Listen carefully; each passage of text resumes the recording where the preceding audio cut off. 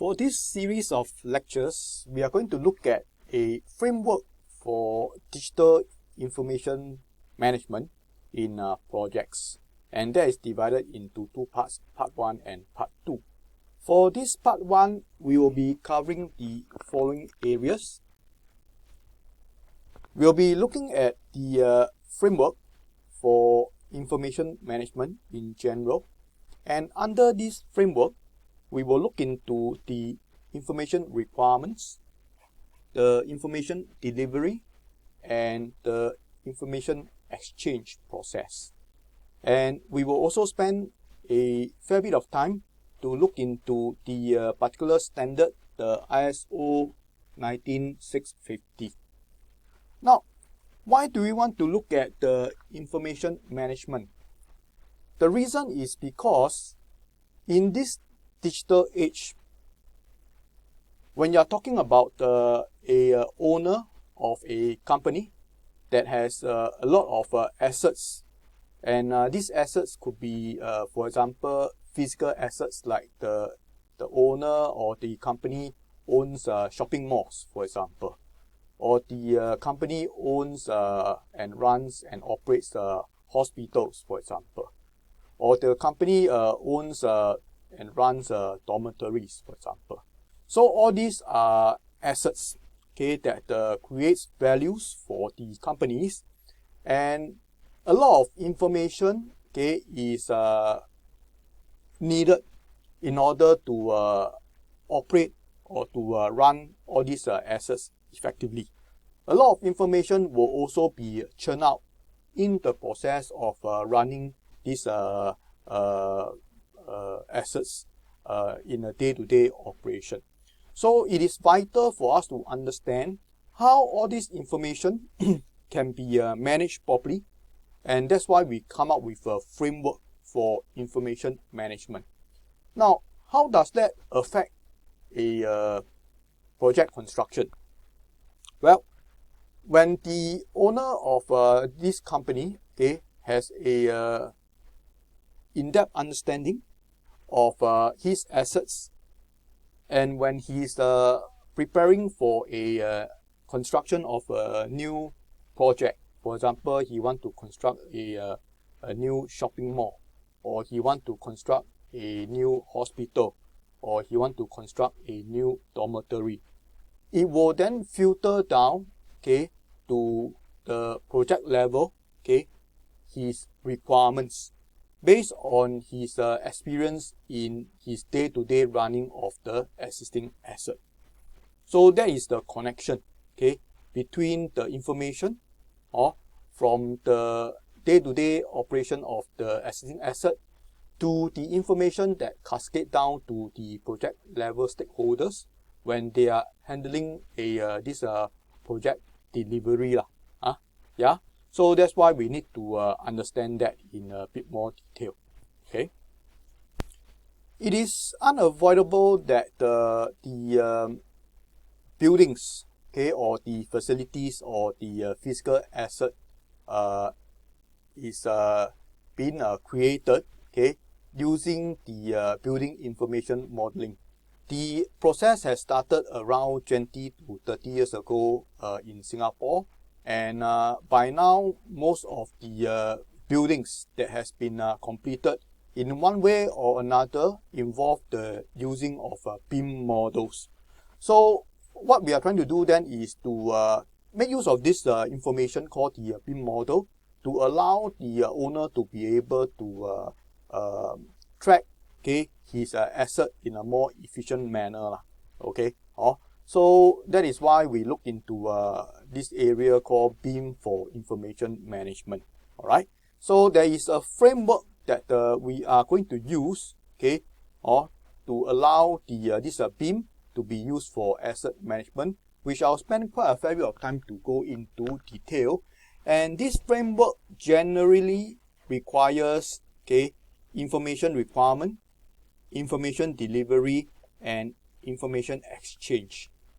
Yeah, so let's spend some time to discuss this framework for use, okay, to use BIM for asset management. As mentioned in the introduction, everything starts from the company, okay, that owns the physical asset. Yeah. So for example, it could be a company that runs and operates hospitals, as mentioned just now. It could be a company that is running, for example, shopping malls. Okay. Yeah. So for all these companies, they will actually have, in place, okay, there are these organizational information requirements. So for example, the company may want to know, okay, currently the company has a few shopping malls all over Singapore. What are the lease? Okay, how many years before the land which the shopping mall is being built on, okay, is up, and they have to return the land, let's say, back to the government, if let's say it's not a freehold land. So all these could be an example of the this organizational information, okay, which is important to the company at a strategic or high level, okay, yeah, because the information will allow them to plan, okay, in the long term or the this medium term, what is their intention. It could be another example could be the return on investment, okay, of the shopping mall, let's say in Choa Chu Kang versus the shopping mall at Orchard Road. Knowing the return on their investment is very important to the company in order for them to make strategic plans. So that is at a very high level. So we call it the organizational information requirements. Okay. Yeah, so it always starts from the high level, okay, where the company has a certain information or the company want to have access to certain information. And that cascade down to the next level. We call it the asset information requirements. So once the company has already identified, okay, what is its organizational information requirement, it will then go and drill down to find out in more details. Since we are talking about shopping mall, okay, just now, we can use that as an example to further illustrate this asset information requirement. In a sense that once the company knows, oh, the lease at the Orchard Road, okay, is down to 50 years, for example. So does that make it, more profitable to run? Okay, so let's look at the asset information for that particular shopping mall in Orchard Road. What is, for example, is this electrical system or air conditioning system. How does that actually affect, okay, the operational costs of the shopping mall at a yearly level? Okay, and how does that affect, for example, the return on investment? Okay, so that is an example, okay, of this asset information requirement.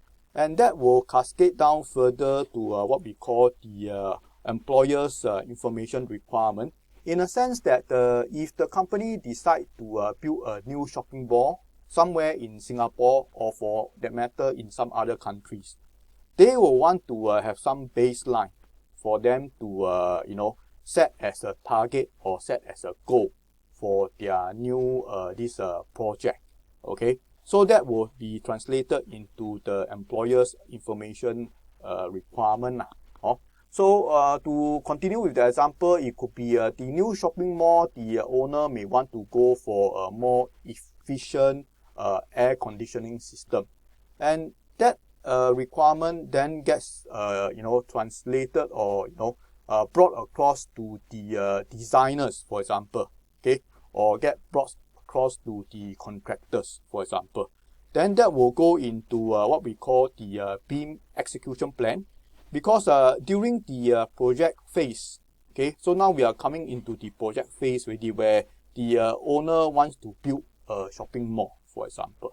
Okay, so the owner could go for the traditional, design, bid, and build type of procurement system, where he's getting the designers to design, come up with the technical design for the shopping mall first. Okay, so he will want the designers, okay, to ensure that there is a BIM execution plan that is put in place, okay, or as part of the project delivery process. Yeah, and in the BIM execution plan, he may put down, okay, his requirement, okay, as one of the goals to be, the aircon system, okay, for the shopping mall to be, efficient, okay, to a certain level, okay. All right. So that then get translated into a BIM execution plan, and of course, when the contractor comes on board, the contractor will have to further put in more details into the BIM execution plan, okay, and he will need to take the owner's requirement into account, yeah. So during the construction stage, of course, there will be different types of BIM models that is going to be created, or even during the design stage, there will be a different type of BIM models that will be created. That is what we call the project information model, or project information models, because different these consultants, the contractors, the fabricators, the subcontractors, they may be using different models, okay, in order to allow them to work more effectively. But of course, all these different models must be able to speak to each other in terms of allowing the information exchange, okay, all right. And finally, when the project is completed, okay, the shopping mall is completed, for example, it will be handed over back to the owner for their day-to-day operation. All right. So they will probably ask for a 6D BIM model. Okay, 6D BIM model. Why 6D? So that it includes this asset management system. Okay, for example, allowing them to operate the lighting, okay, at the most efficient manner. Okay, allowing them to operate this air conditioning at the most effective manner. Okay, so in order to pull that in, you need the BIM model to be at a very high level. Okay, LOD 500, for example, or so call it the 6D BIM model, right? So that is the typical framework, okay, or for this use of the BIM for information management. And within the project delivery setting, where you have the design stage right down to the construction stage, and at these stages, there will be different stakeholders that is coming in to build their BIM models, okay, or you need to have a system to allow for efficient exchange of information between the different models, okay. The information could be geometric information, for example, the length, the breadth, the depth of, say, a beam, okay. It could be non-geometric information, for example, the fire rating of the door. Is it 1 hour? Is it 1.5 hours? Yeah. So that is also very important. So in a gist, that is the framework. Okay. Yeah. And we are going to go into a lot more details, okay, about the different parts of this framework for the next few set of slides. So there are three key elements in the data management framework for BIM-enabled asset information delivery. Okay, you have the shaded blue areas, okay, which is talking about the information requirements. It could be the organizational information requirements. It could be the asset information requirements. It could also be the employer's information requirements. And the next key area is the information delivery. Yeah. It could be, for example, the talking about the BIM execution plan, or sometimes we call it BEP. It could be talking about the project information model, called PIM, or it could be talking about the asset information model. Okay, we call it the AIM. Yeah, and lastly, okay, but equally important, okay, information exchange across the project lifecycle by all stakeholders, okay. So the way we exchange information, it needs to be done in an effective manner, okay. So sometimes we talk about the use of a common data environment, okay.